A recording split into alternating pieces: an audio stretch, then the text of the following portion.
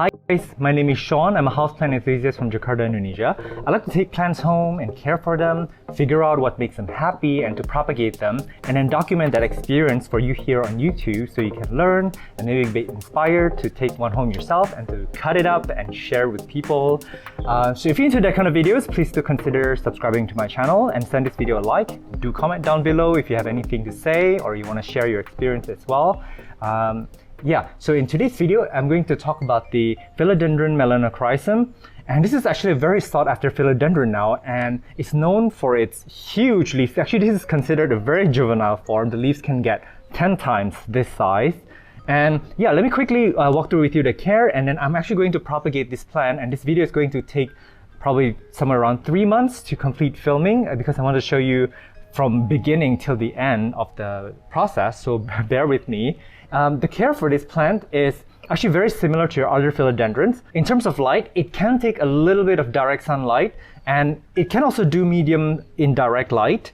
So it can take a huge variety of lighting situation. However, if you want the nodes to grow closer together, you want the petioles to be short and the leaves to be big and the plant to be growing really quickly, give them bright indirect light with some direct sunlight. I would say maximum 1 to 2 hours. Morning direct would be the best. And the other key to its happiness, and I don't mention this often in my channel, is humidity. Normally I would talk about watering first because watering is the next important step, but for this plant in particular, humidity is really important. I have one plant here, a smaller one, I can see it. I'm not going to move it because it's stuck there, so I'm going to show you that. Here's my first ever melanochrysum, and this one actually, that's not one, that's a lupinum actually, very cute, it's right back. Oh my god, fly. Sorry. So the story of this plant is that I bought it home. It was a tiny plant. The leaves are probably about this size, and it's probably about this tall. And it died back. All the leaves that unfurled did not unfurl properly, and I have a feeling that's because I brought it back from the nursery where it gets high humidity and put it in my bedroom. 1 year ago, all my plants lived in the bedroom. So the leaves did not unfurl, so I just chopped the whole thing off. I propagated some of them. The propagations didn't make it because I guess I was new at propagation at the time. I wasn't sure what I was doing. So I killed the cuttings, but this is that parent plant again, and it's doing really well. I might have stuck another cutting in here. Yeah, I did. And there's another little one over here. It's barely taking off. So there's actually more than one plant living in here now, and it grew ever since I put it outside. So they really like humidity, and they don't need a lot of bright light. They actually prefer sort of medium to bright indirect light. So they're easy care outdoors. This leaf is going to be pretty big, I think. And the reason why I'm bringing you here is because something's wrong with that one. I think, I'm not sure what's wrong with this. It could be animals that bit into it when it was unfurling. Yeah, this happens to melanochrysum sometimes when they are unfurling. Usually it's not bacteria or fungi because they would happen in an older leaf, I feel, and the bacteria would actually take a while to show some damage, not like overnight like this. So anyways, the reason why I'm bringing you here is because this plant is rooted into the shrub, the wall of shrub back here. So I'm gonna let it climb up. I don't know what's gonna happen. It's just gonna do its thing. And this is a pretty good corner. It's not disturbing other plants. Okay, so as you can see, this one has developed a lot of aerial roots. And back then when I grew the plant in my bedroom with lower humidity, the aerial roots did not come out at all. It's just, and the leaves didn't unfurl properly. So this is a plant that really needs humidity. It's one of the most humidity hungry philodendrons, other than the verrucosum, of course. And maybe it's because it's got these velvety leaves, I'm not sure. So yeah, this plant is really beautiful for its texture actually. It's got this dark green, almost suede-like leaves that is beautiful, and it gets really big. So this is why we love the philodendron.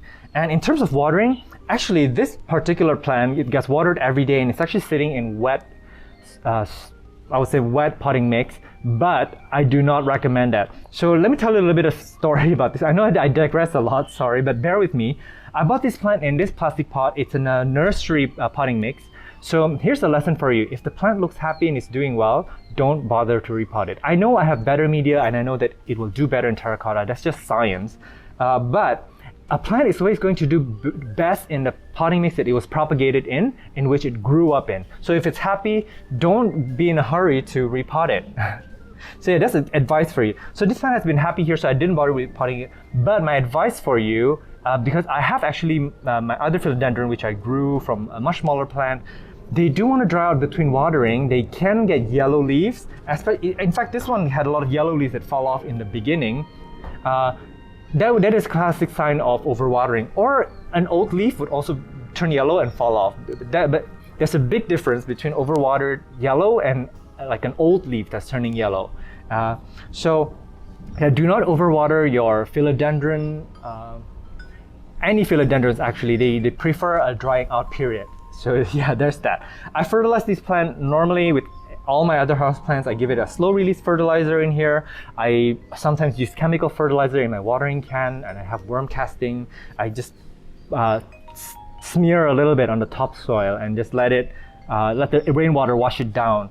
And this plant actually lives behind me over here. So I'm gonna miss it when I propagate it because it looks so good in my backdrop, but I want many of this plant. So yeah, I haven't really had any pest issues with this plant, but I can almost guess that if this plant was grown indoors, it would be very, very prone to spider mites because of, I don't know, just the way that the leaves are, the velvety leaves, this heart-shaped philodendrons and anthuriums will be very, very prone to spider mites. So just be mindful of that.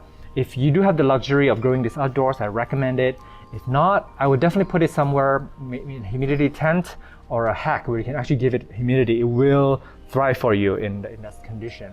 So yeah, and actually let me walk through with you this plant. This plant is actually well rooted into the moss pole. The aerials are gripped into it. I'm really, really happy to see that. And lower on the branch here, I can see some of the nodes are almost activating. That means that when I go ahead and propagate this plant later, there are a lot of nodes here with no leaves. They're going to activate, they're going to grow baby leaves from there. So I'm going to be looking forward to that. And the new leaf is so pretty. It's still soft. It comes in this light orangey color that slowly will expand in size and it will turn into a dark green color. So yeah, today's propagation, I'm going to do many ways. I'm going to do water. I'm going to propagate it to a potting mix. But before I do that, I'm going to actually air layer it. So here, the philodendron is actually grown above the moss pole. And this is a very good answer to some of your question. What if your plant has overgrown its moss pole? I'm going to show you later. I'm going to air layer this plant. It's going to be a very, very smart move. I've already done this with some plants around the house. Okay, so the first order of business is this orchid pot that I got really, really cheap online on Tokopedia. It's a thin piece of pot and it looks like this. But actually, I cut it. So I cut it open. As you can see, there's a little hole here. And you'll see what I'm going to do with this. I've got my tools here. So what I'm going to do is I'm going to be wrapping this around the top of the node of the plant. Nice. It's about to rain again. Oh my god. This rainy season is hilarious. I just watered the plants too. I thought it was going to be a sunny day today. I've got I took all my succulents out because I wanted them to get morning direct light, but now I have to move them again if it's going to rain. Keep them away from the rain. So I'm going to just tape that cut part shut. So yeah, basically I'm closing it like that. So this pot is going to be staying on this plant. And next, I think you're gonna guess what I'm doing. Hang on, let me tuck some of the aerial roots into the pot. I don't want it to be out of the pot. Sphagnum moss. So I want to add it into this area here. So what happens is the roots are going to develop into soil roots thanks to the sphagnum moss. And that's when we can actually propagate this plant without cutting it yet. This will ensure a high success rate for the plant. And I love these clear plastics because you can actually see the roots develop in these. And I don't want to jam pack it too tightly in there. It needs to be fluffy and airy. The purpose of the moss is not to smother the roots. The purpose of the moss is to create ambient humidity in there so that the roots will develop. Hang on, actually, I did this and then I see another node here and I see that the aerial roots coming up even higher above. So I may try one more thing. Hang on, I may get really greedy.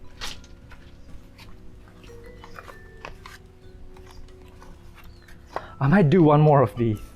So what I'm gonna do later, after maybe 1 or 2 months, when the roots are already beautiful, I'm just gonna chop it off and move these into different pots. And the leaves are gonna be ready to take off. They are already doing well. So it's gonna produce big leaves because it's not gonna be stressed out trying to put out roots. So yeah, this is a really good way to propagate. Just make sure that this doesn't get too soggy wet, because you may actually rot the stem if it gets too wet. Yeah, I'll be updating you guys in a few months to see how these air layering is doing. So yeah, I'll see you guys. I'm gonna put this back.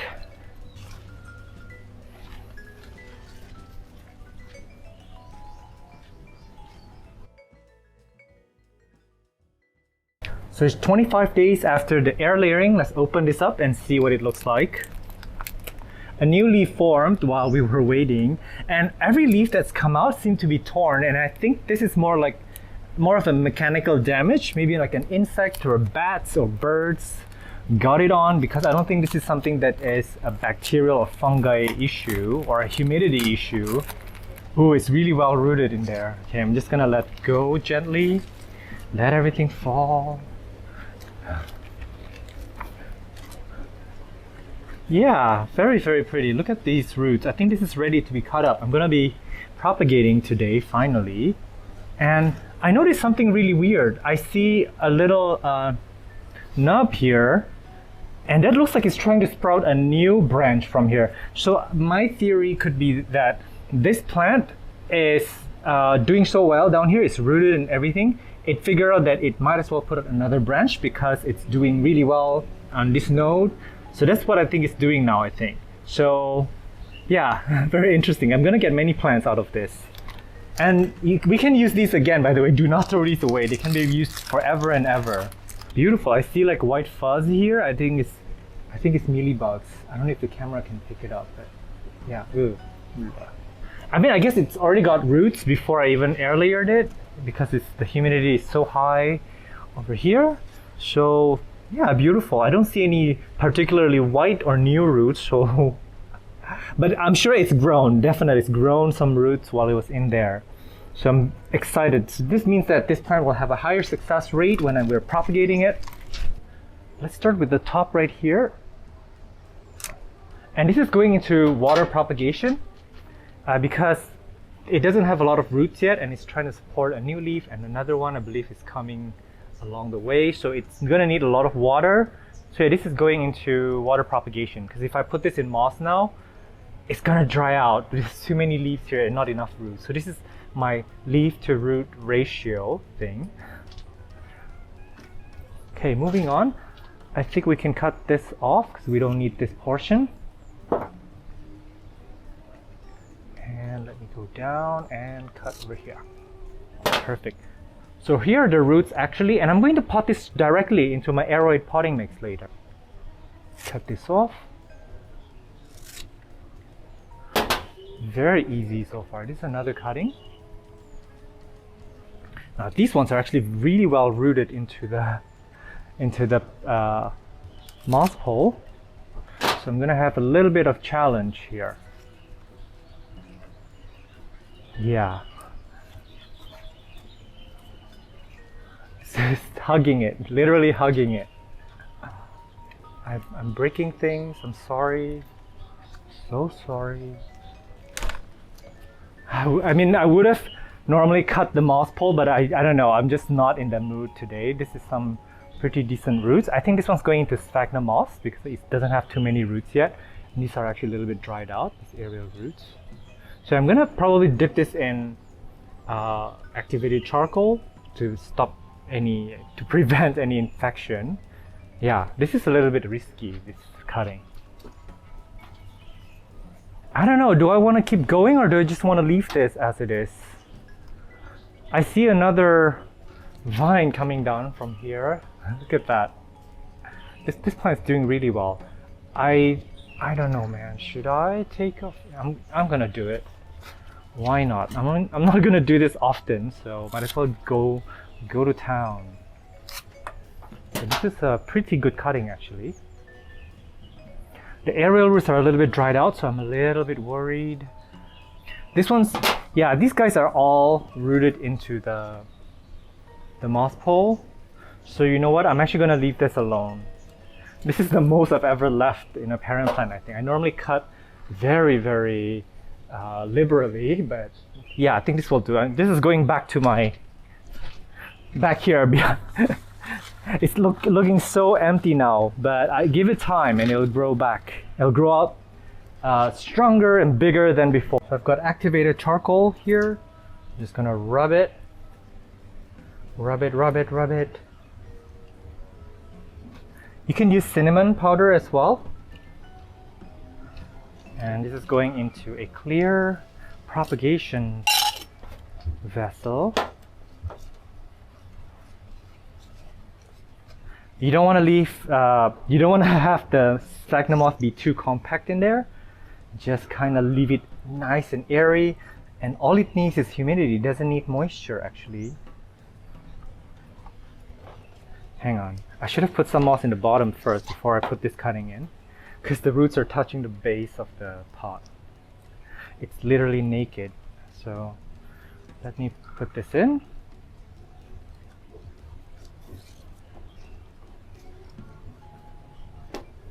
And then start adding moss. Keep this pretty humid throughout the few weeks that we have next, and that's it. Yeah, so the way that I would know if it's humid is I would see water droplets in there. That's when I know it's not dried out. I can also put my hands on the top of the sphagnum to see if it's too dry. And also sometimes the weight, you can feel by the weight here. Okay, that's done. Okay, forget this.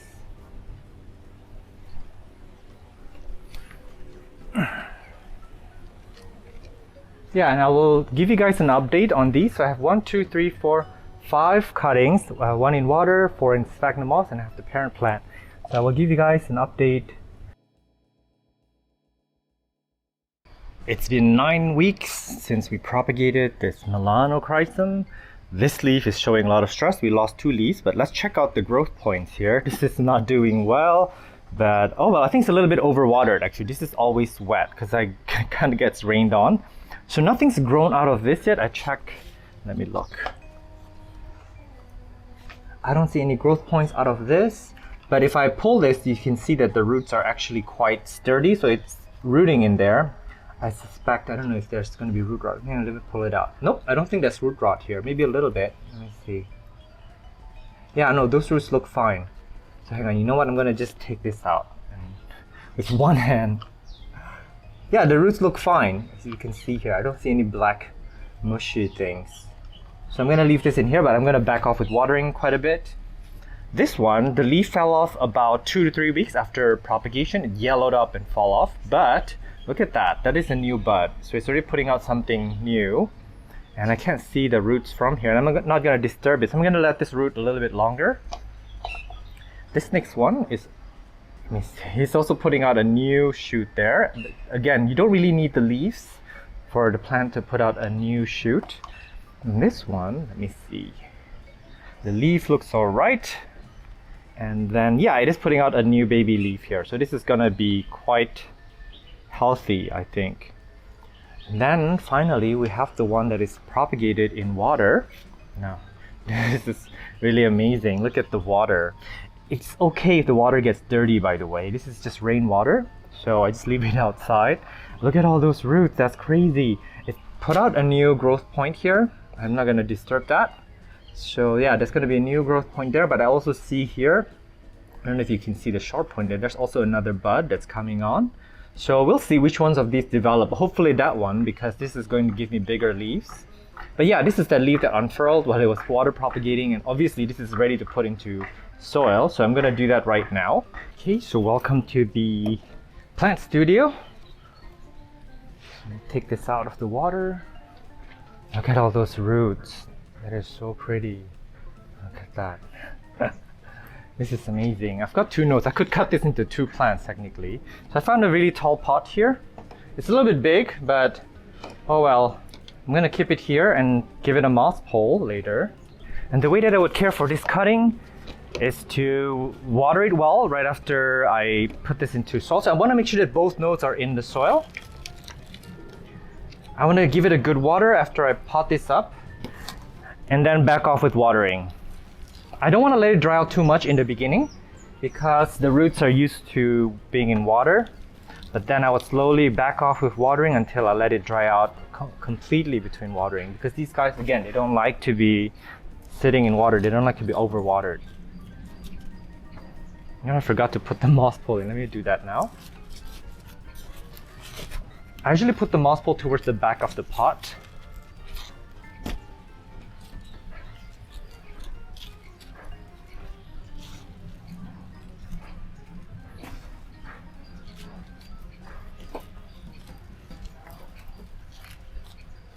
I probably don't have to repot this plant for the next, I don't know, year or two, because this pot is very, very oversized for this plant.